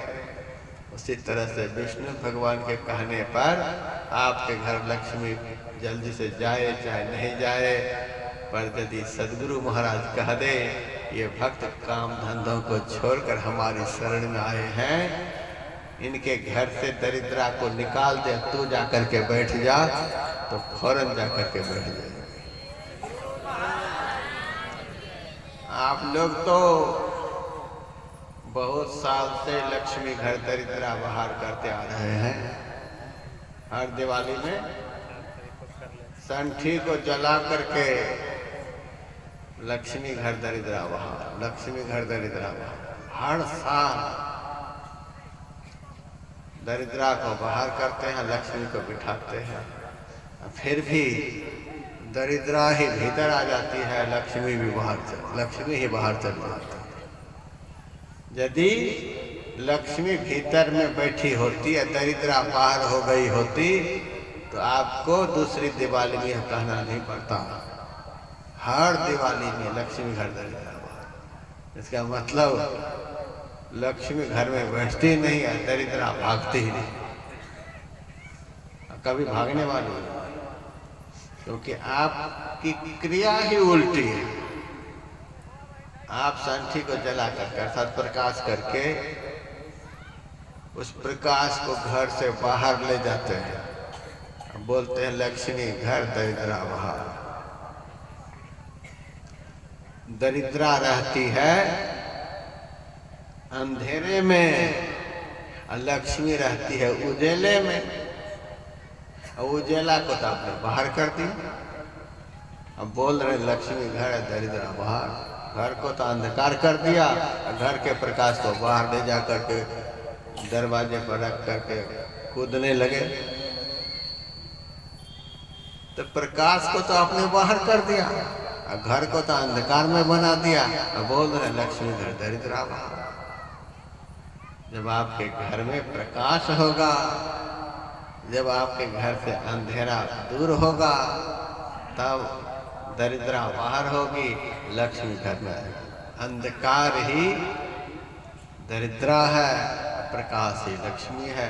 गुरु महाराज ने जो सत्संग योग के चौथे प्रथम भाग में सब कुछ लिख दिया। बिंदुनाद महालिंगम विष्णु लक्ष्मी निकेतनम देहं विष्णुवालयं प्रोक्तम सिद्धिदं सर्वदेहिनाम। जो बिंदु की उपासना करता है, जो नाद की उपासना करता है, यथार्थ में वही लक्ष्मी और विष्णु की उपासना करता है। बिंदु के दर्शन से प्रकाश प्राप्त होता है, प्रकाश में ही तो लक्ष्मी विराजती है। कभी भी आप लोगों को कहना नहीं है लक्ष्मी घर दरिद्रा बाहर। दृष्टि योग की साधना कीजिए जो गुरु महाराज ने बतला दी है। बिंदु का ध्यान कीजिए आप लोग जो गुरु महाराज बतला दिए हैं। बिंदु का जिस दिन दर्शन हो जाएगा, बिना बोले ही आपके अंदर में आकर लक्ष्मी आराम से बैठ जाएगी। लेकिन आज आपको बहुत सस्ता हो गया है। आपने बिंदु का ध्यान कभी किया नहीं, प्रकाश का दर्शन तो किया नहीं, पर गुरु महाराज की शरण में आकर के बैठे हैं। इतने से लहि चारि फल अछत तनु साध समाज प्रयास। संत की शरण में जो जाकर बैठ जाते हैं, तुलसीदास प्रयास बिनु बिंदु नाद साधना के प्रयास के बगैर ही लक्ष्मी की प्राप्ति, धन की प्राप्ति। आप दरिद्र नहीं होंगे। गुरु महाराज ने कह दिया है, जो नित्य नियम से ध्यान करेगा, सत्संग करेगा, उनके जीवन में मोटी रोटी और मोटी धोती का कभी अभाव नहीं होगा। करिए ध्यान और सत्संग, मोटी रोटी मोटी धोती का कभी अभाव नहीं। गुरु महाराज का वचन है। आप लोगों के पास तो दुकान है, फैक्ट्री है, खेती है, लड़के हैं, बच्चे हैं, दुनिया भर का संसाधन है धन कमाने का। हमारे पास क्या है बताइए? न लड़के न बच्चे, आगे नाथ न पीछे पगहा, कुछ भी नहीं। घास की झोपड़ी में हम रहते हैं। तो भी सब लोग आशीर्वाद मांगने के लिए मेरे पास आते हैं। क्या है मेरे पास? दिखलाने के लिए कुछ नहीं है, लेकिन गुरु महाराज की कृपा से अभाव कुछ भी नहीं है, कोई अभाव। गुरु महाराज की शरण में हम हैं। इनकी शरण में 4 चीजें प्राप्त होती हैं: अर्थ, धर्म, काम, मोक्ष। सबसे पहले तो धन ही मिलता है, दूसरे नंबर में धर्म प्राप्त होता है, तीसरे नंबर में मनोरथ सिद्ध होते हैं, चौथे नंबर में अखंड सुख मोक्ष प्राप्त होते हैं। मोक्ष द्वारे द्वारपाला चत्वारः परिकीर्तिता समो विचार संतोष चतुर्थ साधु संगम। साधु के संग से मोक्ष का द्वार प्राप्त हो जाता है। घुस जाइए उसमें, अखंड सुख प्राप्त कर पाते हैं।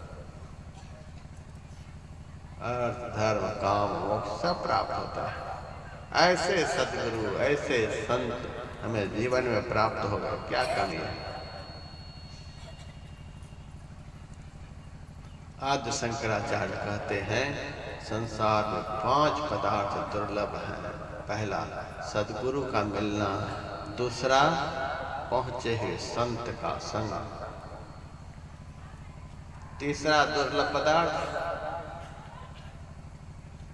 दान करने की सहज स्वाभाविक प्रवृत्ति। सब आदमी दान नहीं कर सकता।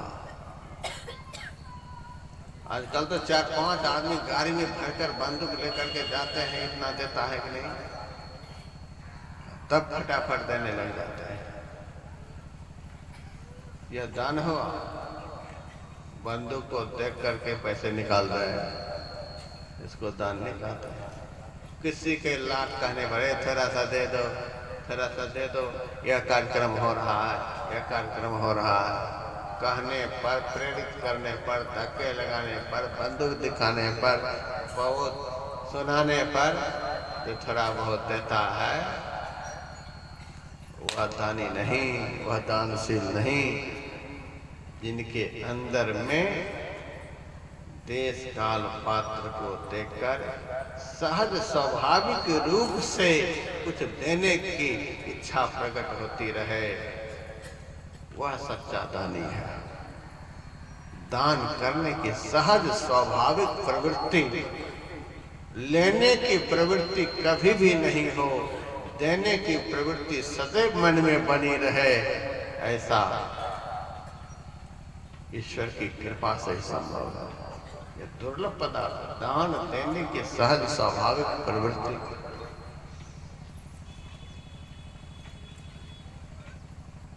चौथी चीज विचार। सार क्या है, असार क्या है, सत्य क्या है, असत्य क्या है, इसका विचार सबके अंदर नहीं होता है।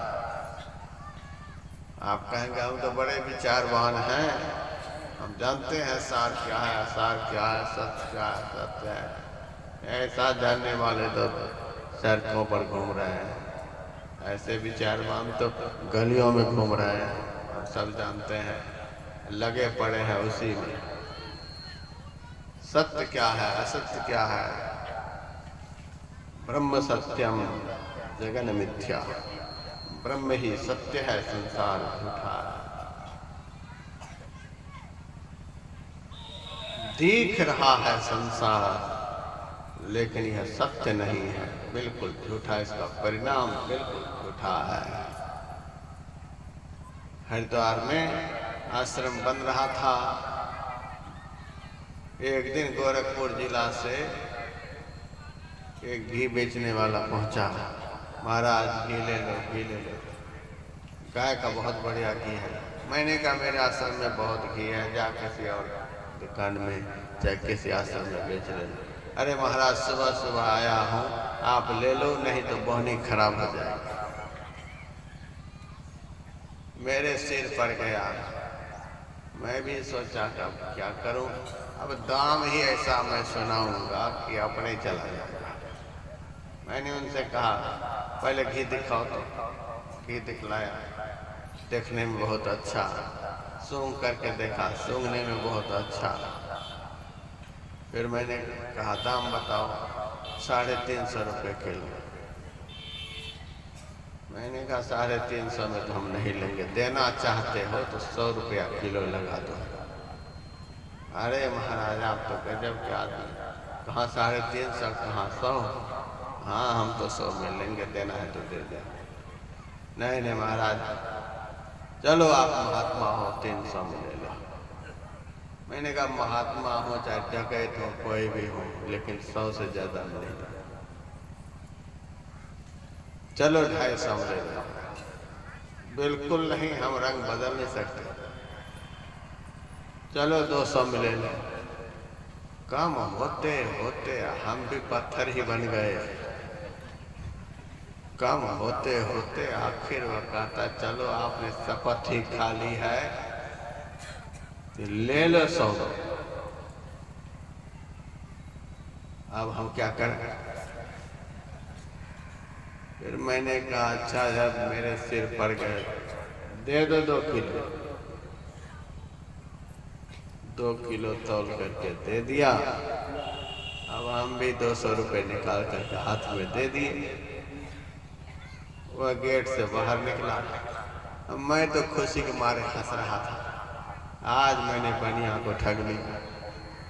200 रुपये में 2 किलो गाय का बढ़िया घी ले लिया, बनिया को ठग लिया।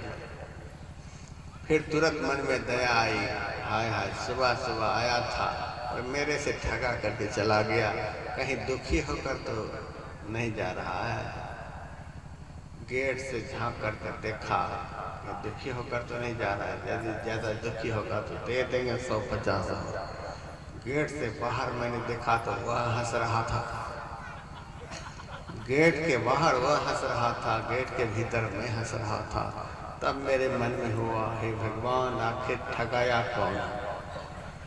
दोनों तो हंस ही रहे हैं, ठगाए अब समझ में नहीं आए। फिर मेरे मन में हुआ अब तो ठगाए कौन, खाने के समय ही पता चलेगा।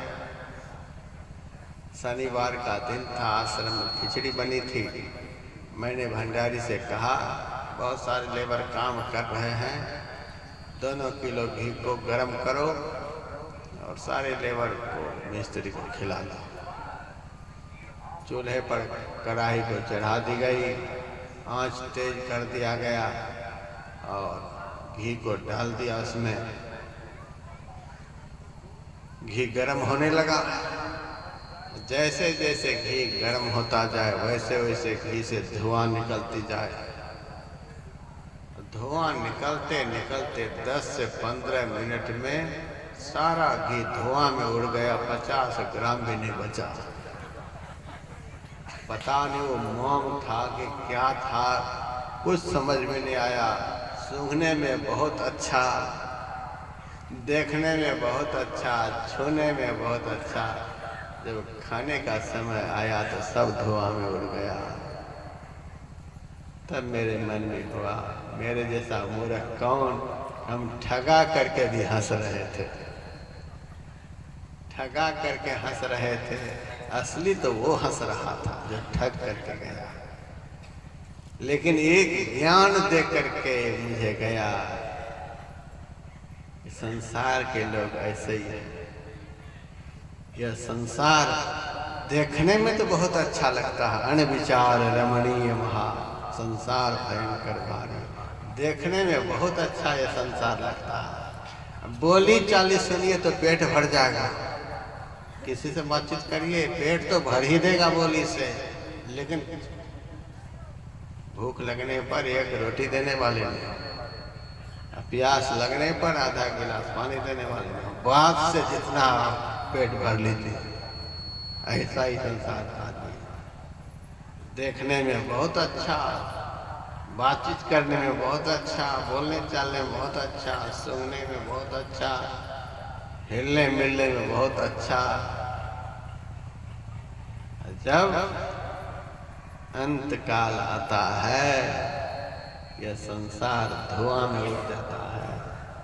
एक भी साथ जाने वाला है, एक भी चीज साथ में जाने वाली है, कुछ रहेगा साथ में?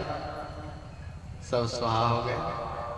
आप लोगों ने ऐसा देखा है कि नहीं देखा? जो भी गया है तो वही गया है, बाकी सब यहीं रह गया, कुछ नहीं गया।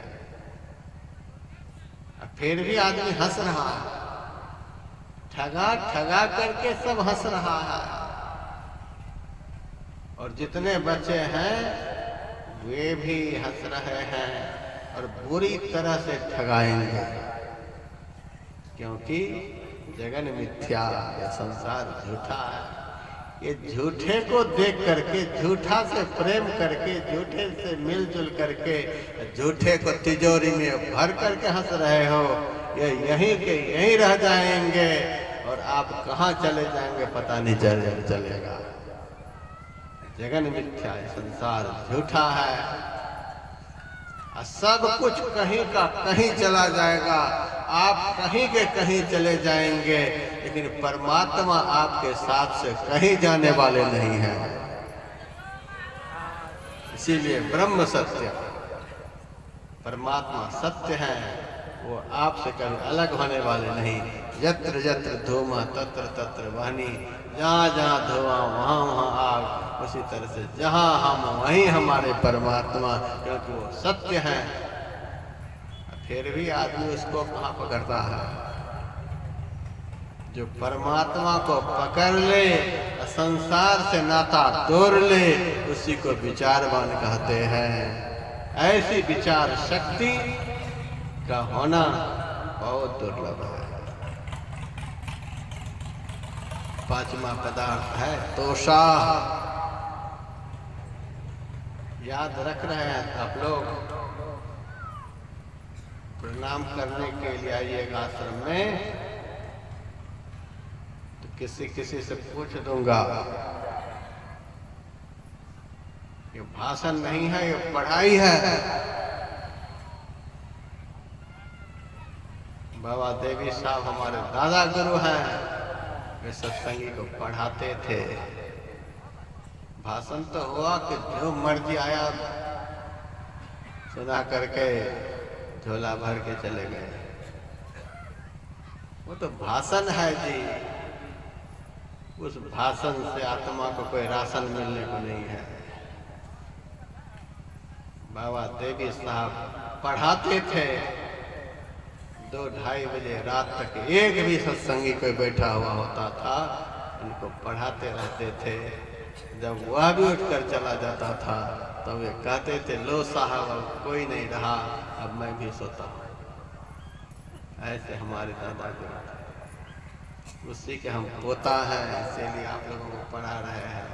आप लोग आइएगा तो मैं पूछूंगा कि 5 दुर्लभ पदार्थ हम शंकराचार्य के आप लोगों को बताए थे। कहिए याद है? आप लोग याद रखिएगा। पैसे से खुश होने की कोई बात नहीं, कितना भी कपड़ा रख लीजिएगा। एक सत्संगी मेरे पास आए, बाबा मैं आपके लिए परम सुख धोती लेकर आया। मैंने कहा धोती परम सुख है? धोती को परम सुख कह रहा है? परम सुख तो परमात्मा दर्शन से प्राप्त होता है, तुझे धोती में प्राप्त हो रहा, वही परम सुख मुझे ट्रांसफर कर रहे हैं।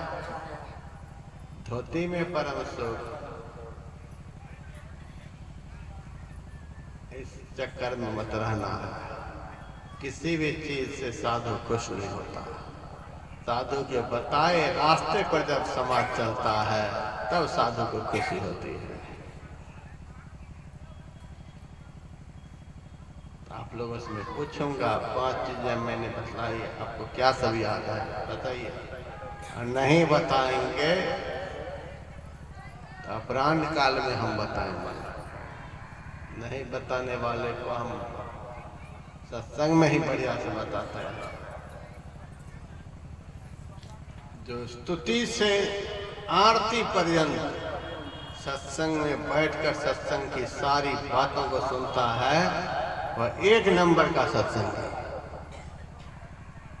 जो स्तुति आरती में गायब केवल भाषण सुनने के लिए बैठा है, भाषण सुना चल दिया, वह 2 नंबर का सत्संग है। जो केवल आरती के समय में आया, सारी कथा खत्म, आरती करके बस चला, 3 नंबर का सत्संग। अब कौन सा नंबर लेंगे आप लोग? सत्संग करके हम एक जगह से अपने निवास पर जा रहे थे, तब 2-4 सामने मिला। मैंने कहा अब तो सब खत्म हो गया, अब कहाँ जा रहे हो?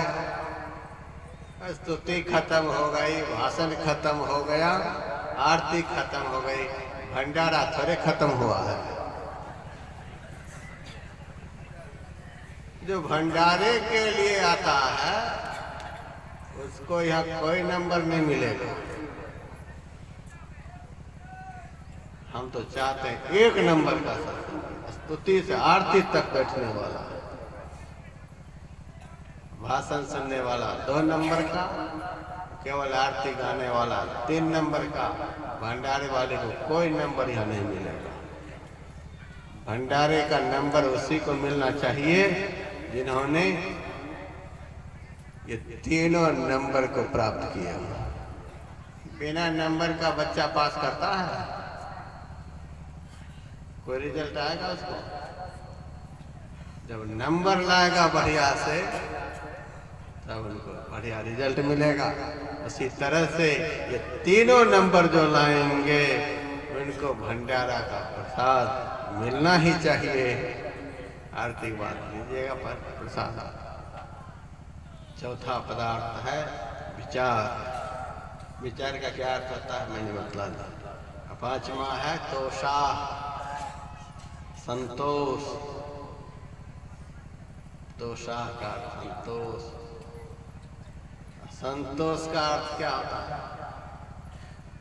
कबीर साहब की एक साखी तो सबको याद है।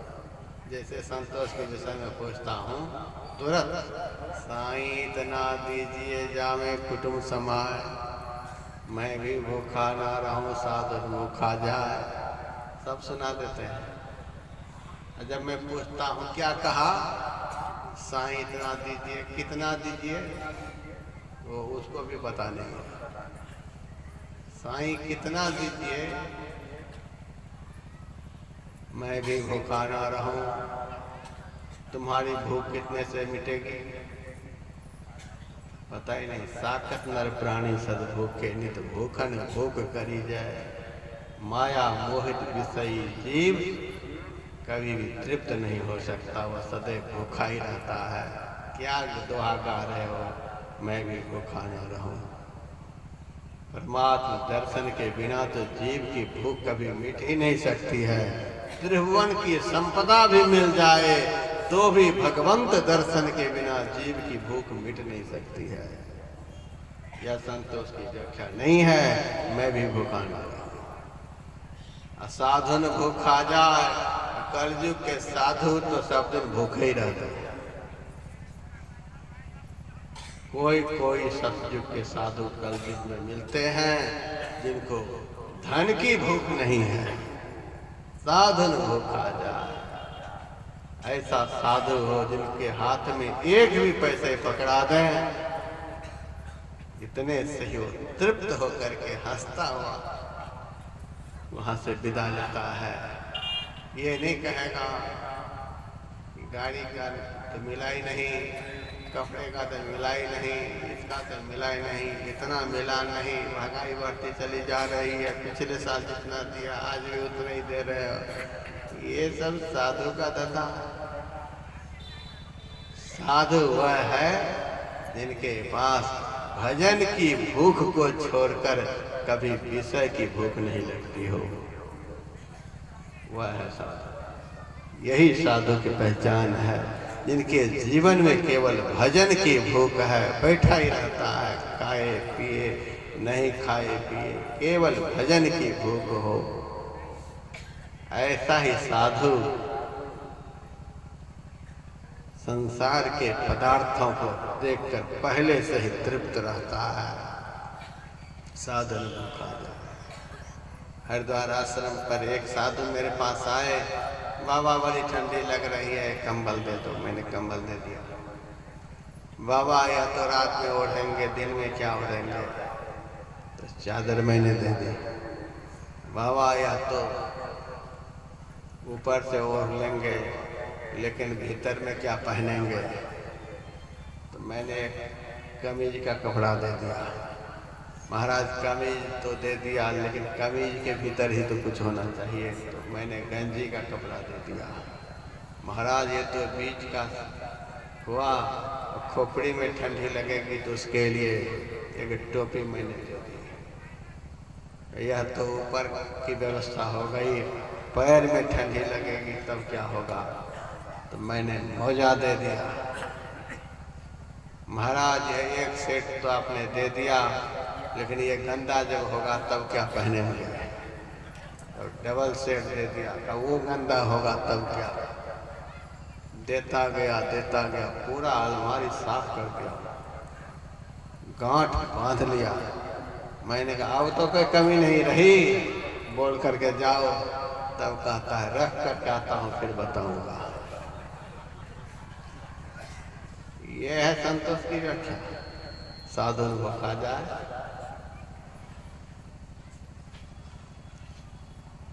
भजन में जब अंतर ज्योति और अंतर्नाद रूपी अमृत को पी करके छक जाता है, तब दिल में संतोष रूपी धन आता है।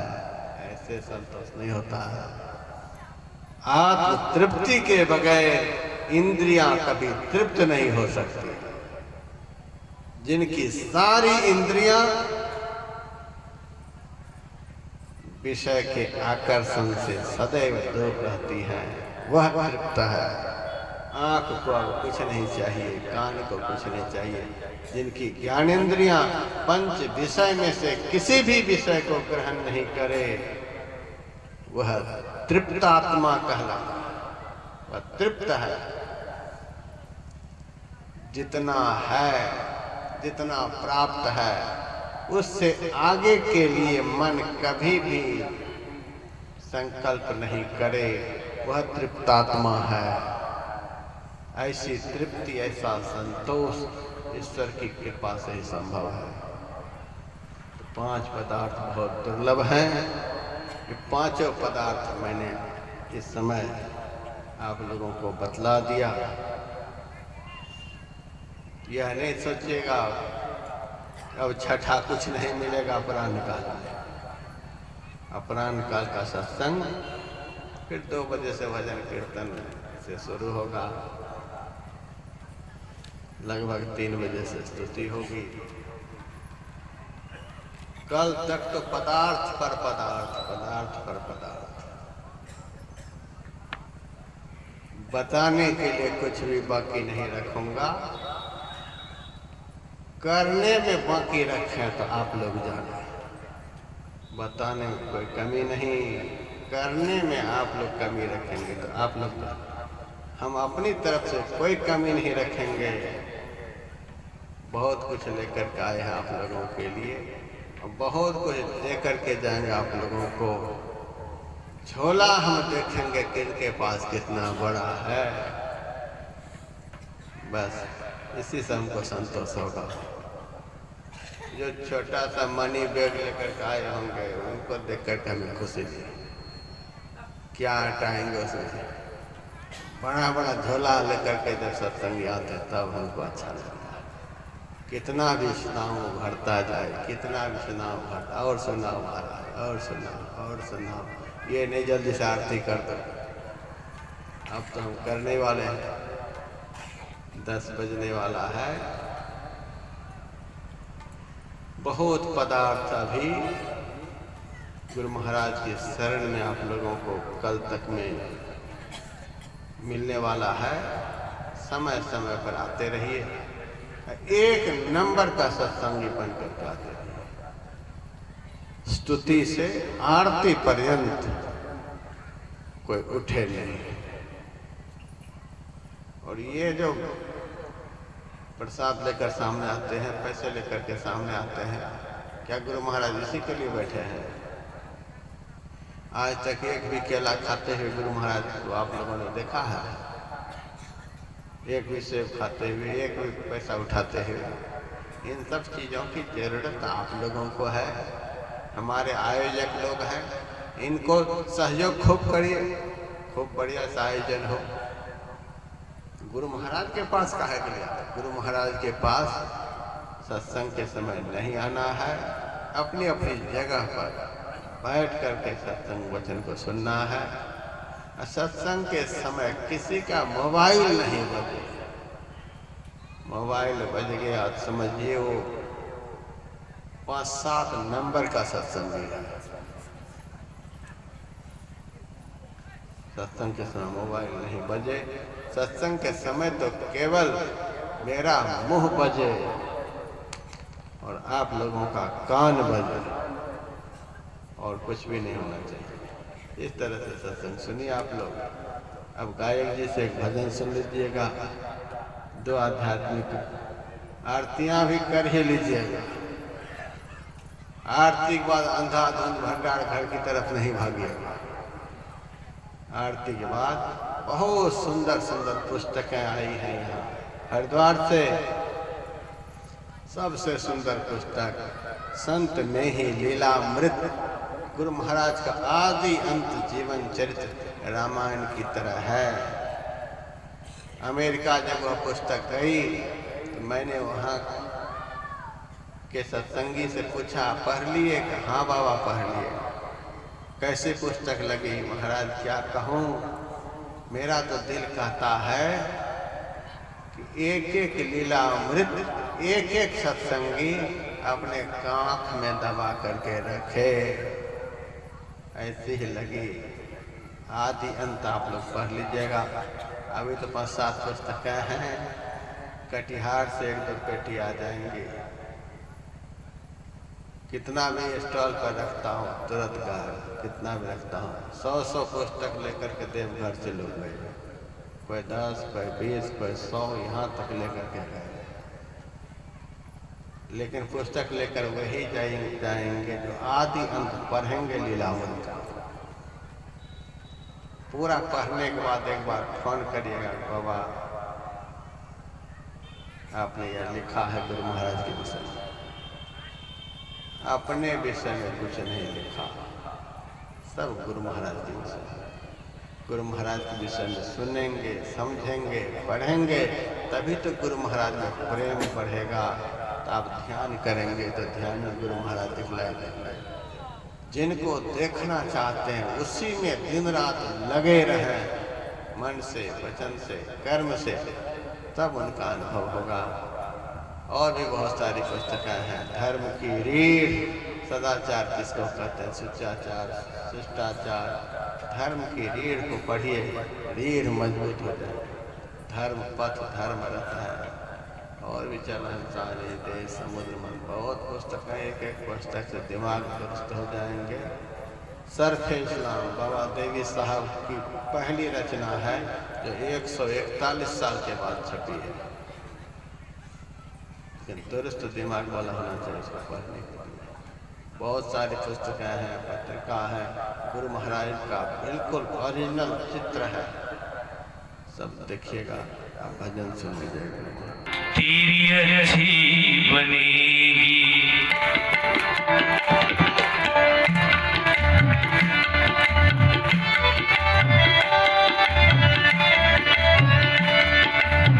संतन की सहला रे तेरी अच्छी बनेगी, संतन के संग लाग रे तेरी अच्छी बनेगी, अच्छी बनेगी तेरी, अच्छी बनेगी तेरी, अच्छी बनेगी, अच्छी बनेगी तेरी, अच्छी बनेगी तेरी, अच्छी बनेगी, संतन के संग लाग रे तेरी अच्छी बनेगी, संतन के संग लाग रे तेरी अच्छी बनेगी।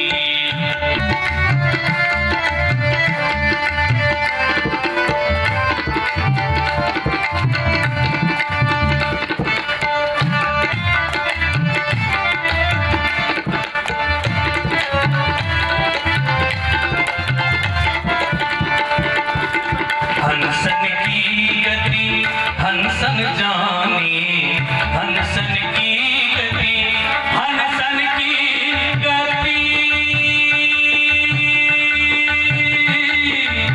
गति सन जाने हंसन जाने, हंसन जाने क्या जाने कोई क्या करे तेरी अच्छी बनी